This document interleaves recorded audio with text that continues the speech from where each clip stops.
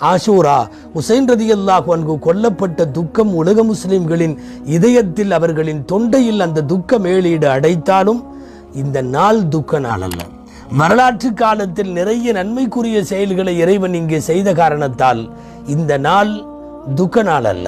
நிறைய நபிமார்களின் வாழ்க்கையிலே விடியலை திறந்து வைத்திருக்கக்கூடிய நாள் என்பதால் ஒரு பக்கம் இது மகிழ்ச்சியாய் தெரிகிறது, மறுபக்கம் துக்கமாய் தெரிகிறது. அஹ்லு சுன்னாவுடைய மார்க்கறிஞர்கள் ஆஷூராவுடைய நாளை அது மகிழ்வும் அல்ல துக்கமும் அல்ல, ரெண்டையும் செய்ய வேண்டாம், நோன்பு மாத்திரம் வைத்து துவா செய்யுங்கள் என்றே நமக்கு சொல்லுகிறார்கள்.